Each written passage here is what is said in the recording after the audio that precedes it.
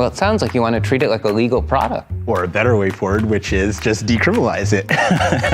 This looks like a debate. It's legal. That's not true. But it's not.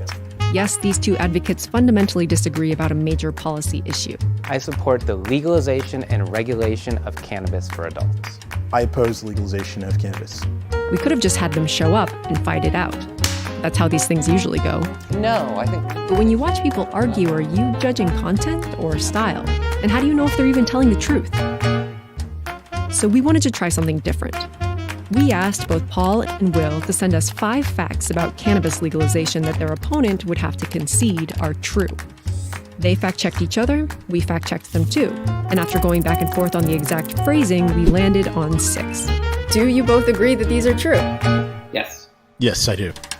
They'll each present their facts and get to respond to the other's facts with a footnote. Okay, here we go.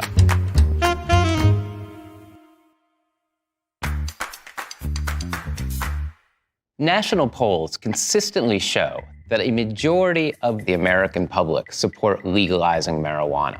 In 1969, a minority supported legalization. Today, it's nearly 70%.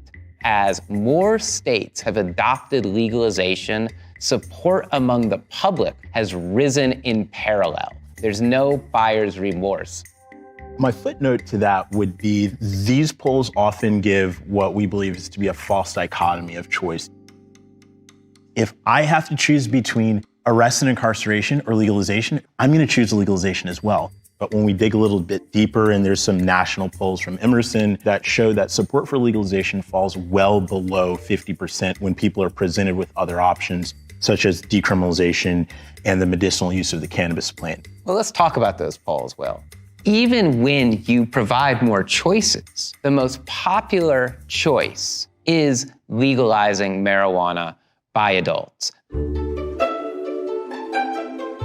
My name is Will Jones. I'm the Director of Community Engagement and Outreach at Smart Approaches to Marijuana. I really believe that we can explore better policy options when it comes to marijuana policy than either criminalization or commercialization. Decriminalization removes penalties for the personal possession and use of marijuana. Legalization and commercialization would allow for businesses to market and sell marijuana. And so that's the primary difference between the two. A recent study reported higher rates of fatal car crashes in states that had legal recreational marijuana. We have to look at what are all the areas of society and of public health and safety that are going to be impacted through legalization and commercialization. In fact, the study you cited looked at a subset of states. Even the authors of the studies acknowledge it may have nothing to do with the change in the status of marijuana at all, that there's a number of different confounders. Fortunately, we have real-world experience in this country, reducing rates of drunk driving. I am confident that we can continue to reduce rates of drug driving. When you commercialize something, you have advertising, you have marketing, that increases use, that's what it's supposed to do. And when you have more people using, that percentage of people that use irresponsibly is going to represent a larger number of people. Do we know whether use of marijuana goes up after legalization? It tends to go up in people that are about 26, and so, yes. The vision here is that we can craft policy with marijuana where we don't create something that creates a negative public health impact that we then have to address with massive campaigns afterwards. My name is Paul Armentano. I always believe strongly in civil liberties, in a world that doesn't just accept alcohol, but celebrates the use of alcohol. It is unjust to be ruining people's lives over their use of a plant. Police in the United States still make hundreds of thousands of low-level marijuana arrests every year. Over 90% of those arrests are for simple possession, and the results of these arrests are significant. People lose their jobs, people lose their professional licensure, their rights to vote, to possess a gun, subsidize housing. In some states, they even lose the right to adopt a child. And those arrested disproportionately are young people, poor people, and people of color. So I'd agree 100% that there is systemic inequality and injustice in the way that the enforcement of marijuana laws has been carried out in our country. But when we look at the data from states that have legalized, we see that systemic inequality in law enforcement, even around the laws of legalization, continues to exist. We still continue to see disparities. Absolutely. Nobody ever said legalizing cannabis was going to end systemic racism or even racism in policing. But it certainly removes a major tool from that toolbox. And we've seen in states that have legalized, total arrests for marijuana drop significantly. A 2017 survey found that 81% of marijuana business owners in the US are white. This is a huge contrast to the people that are most often talked about when we hear about marijuana legalization, which is entrepreneurs of color and in reinvesting in communities harmed by the war on drugs. That's a great idea, but that's not the reality of how it's panning out at all. The other concern is that the placement of marijuana businesses is disproportionately in communities of color, just like we see with liquor stores. We all want to see greater inclusion in the commercial marijuana industry. Of course, one of the reasons we don't have that diversity now is because the federal law treats cannabis as a Schedule I controlled substance, which means that banks and other financial institutions will not provide lending, will not provide loans to these would-be entrepreneurs to allow them to get their foot in the door. In fact, we have a potential fix, the Safe Banking Act. But your organization, Will, opposes that change in federal policy, which would help remedy this very situation. Yeah, and I think that's because the Safe Banking Act would open the floodgates to huge tobacco companies and alcohol companies totally taking over the industry. And it's a great idea that we want to have smaller entrepreneurs get into this, but we know how business works in the US. We know how capitalism works. On multiple fronts, we're going to continue to see this inequality exist. Decriminalization leaves the unregulated marketplace intact, and it continues to perpetuate police interaction with the community.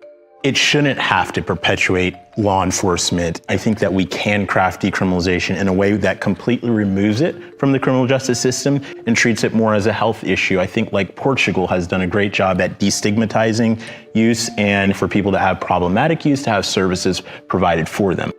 When you say that if decriminalization perpetuates law enforcement contact with marijuana users and sellers, can you explain why that would be? If it's not a crime, why are the police involved? Because marijuana is illicit, which means it's contraband. So if the police encounter somebody possessing or using cannabis, they have a legal responsibility to interact, to seize that cannabis. They also can continue to search individuals, pull them over, frisk them because they claim they smelled cannabis. Because again, cannabis itself is an illicit substance, not a legal one. And if a decriminalization law allows for that, then it's a poorly crafted decriminalization law. Will, it sounds like you want Washington, D.C.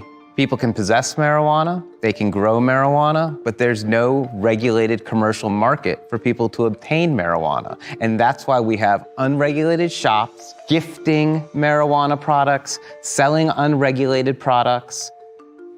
Is that a preferable policy to one where the commercial market is licensed and regulated? I do think it's preferable, but I think that is because the shops came into place with the understanding that eventually it would be commercialized. Even more ideally, we create a new world, a new concept where it's like, hey, grow this yourself, or if you want to have it and share it with friends, do that. But this is not something that we're going to allow industries to sell. Big tobacco and alcohol companies have invested billions of dollars into the cannabis industry and are lobbying for legalization at the federal and state levels. And this is especially concerning because we know the track record that these companies have of addiction for profit, whether we're talking about alcohol or the tobacco industries. It raises some concerns for public health that I think are very important. Certainly, there are commercial interests, but to imply that they are the ones driving this train is simply disingenuous. This is an issue that was largely pushed on the grassroots level 20, 30 years ago, and it remains the grassroots level that's pushing this issue today. Not corporations, not big business, but in fact, the people. Whoever's pushed this for 20 years, at the end of the day, there's big tobacco and alcohol companies standing by, ready to profit off of that, and that's a big concern. I think Will's proposed solutions, policies like decriminalization, don't go far enough. Because at the end of the day, if we don't want criminal entrepreneurs being the ones providing cannabis, if we want purity of products, if we want products that are labeled and regulated, then we have to have legalization. Because we can't impose regulations and rules on a decriminalized substance. What this discussion has showed is that we need to move past the punitive policies that we've had for marijuana in the past years in our country, while still avoiding the excesses of commercialization. What you see from continued habitual use for heavy users, that's where you start to see the negative public health costs, whether that's on driving, whether that's on mental health, whether that's on youth use. We have to move forward in a way that isn't going to allow for the exploitation of vulnerable communities by addiction for profit companies. Let's cut. So that's it. That's our take on a debate. Big thanks to Paul Armentano and Will Jones for participating in this experiment. If there are other topics you'd like to see, please let us know in the comments.